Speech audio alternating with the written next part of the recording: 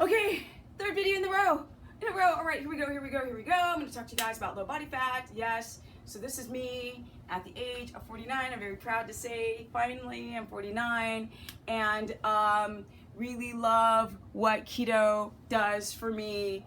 Like I try to explain to people about the advantages and the benefits of keto, and they don't understand it because they just haven't done it. They think it's so hard. It's not hard, people. You know what's hard? Poverty is hard. Okay? Obviously, I'm not impoverished, so nothing's hard. Everything's designed in your mind. If you think things are hard, then they are.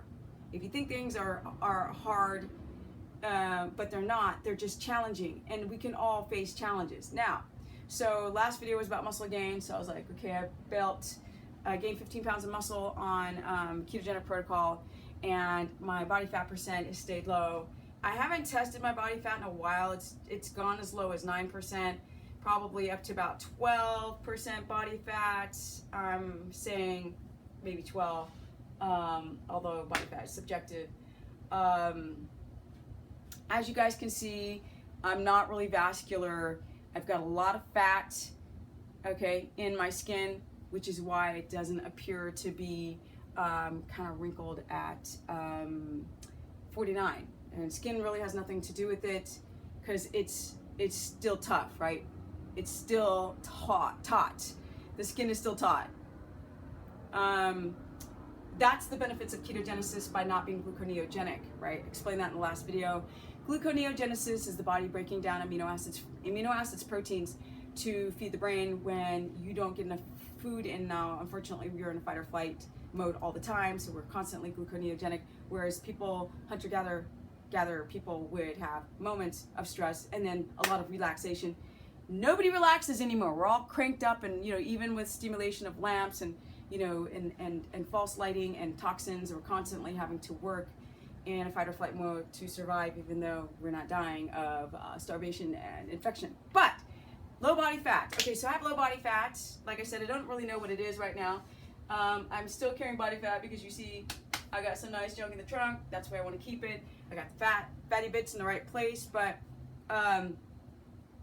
as far as like the paper thinness of my skin and the vascularity, no.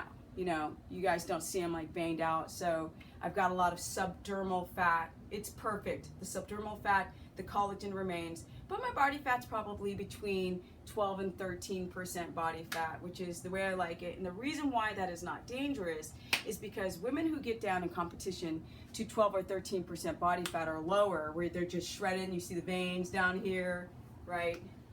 So you can see, anyway, I'm not trying to show, I'm just, I'm almost 50, guys. So I want you to realize, like, the only thing that I'm taking right now, maybe sometimes it's chlorella, sometimes a very baby low probiotic.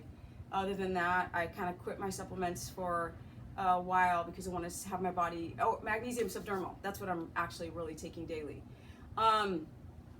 You can take oral magnesium, chelated, malate, citrate. Anyway, the point is that when there's a thing called pregnenolone steal, that's cortisol robbed from pregnenolone, which is the highest branch of your, like a tree of your sex hormones, and it goes all the way down to your estrogen, progesterone, testosterone, the three estrogens, testosterone, and my phone's going off, and some more. How about some more? When your body's constantly cortisol and adrenal driven and caffeine, your body will rob from parts of the body to protect itself to give to the other part. So if you're having a low-fat diet, high-sugar diet, low-fat diet, a lot of cardio, a lot of energy output without getting enough nutrient value into the body begins to eat itself, including one of the top things it does is it takes from the reproductive system. So it's pushing down your progesterone. Sometimes women have low testosterone. They become estrogen dominant. If you've got fat, if you're dieting, people, fat, you guys don't realize that when you start dieting, you go into starvation mode. Your metabolism goes, your thyroid goes crank down, right? Leptin signaling gets weird, and then everything you eat just stores. And you're like, I'm eating less, I'm storing more, so I'll do more cardio. So in these desperate attempts to really eat less, more cardio, more exercise, the body begins to catabolize itself by being catabolic, gluconeogenic. That's affecting immediately your reproductive hormones, including men, where your T levels are dropping. You become estrogen dominant, or you develop too much DHT. So I, as a woman who eats 220 grams of fat a day, mostly coming from animal fat, I've got enough building material, so my reproductive hormones get everything that they need to build them in balance, in a homeostatic balance. Now, because I don't do cardio, and I don't overlift, and I don't overtrain, and I get to bed by 10, and I do everything to protect the adrenals and my uterus and my reproductive hormones and my hypothalamus pituitary axis, then I can be in state of ketosis, use fat as fuel, store enough of the right fat, right, in the right places, you guys can see. So I'm storing enough of the right fat in the right place. Well, obviously I have muscle, I've developed my glutes by working on them, but I have enough fat for my body to be in a homeostatic balance and not catabolic, right, or not gluconeogenic. So you can have low body fat as a woman without damaging your reproductive hormones, but it's from a high-fat ketogenic diet, and it takes months to adapt. This is 9 years, people, in a state of ketosis, and at almost 50, I get the benefits of being in a state of ketosis and burning body fat, because I have 40,000. Even a person who's got 3% body fat has 40,000 kilocalories of fat to burn to fuel the brain. So I never ever become highly gluconeogenic or hypoglycemic or blood sugar dysregulation. So your muscles and your growth hormone at night can just boom respond, and the estrogen, progesterone, testosterone balances. I don't become estrogen dominant. As you can see, this is not an estrogen dominant body, although, you know, I think that all women to some varying degree have estrogen dominance, because my body still has to filter toxins in the water that I drink and things that have xenoestrogens in them. My body still has to deal with it. My liver still has to detoxify a lot of crap. So when the liver gets clogged up or becomes too much estrogen, then things become like estrogen does nasty things in its dominant form to cells. You know, can create cancer and all types of weird stuff, endometriosis and freaking cysts and all this, doing cysts. So if you guys want to learn more, the benefits of keto, for those who want to compete, it takes time to get into a state of ketosis. You can't be 6 weeks out and get a lean gains without, you know, damaging this. I do no cardio, people. I do no cardio, no cardio, no. This is a body from no friggin' cardio. None.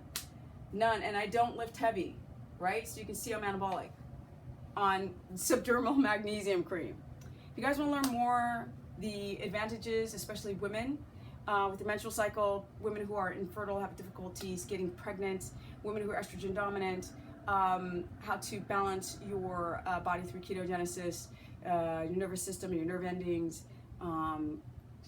everything. Go to stephanieperson.com. Don't forget that I'm leaving. I'm going to Sweden. By the time a lot of people see this video, I would have already gone there and come back October 1st, 2016. Then I'll be off to New York, November 12th, 2016, and then potentially off to Korea after that, which is what I'm hoping that situation will come through. But I'm going to be streaming live, and I've been making some critical decisions to fix everything. My YouTube page sucks.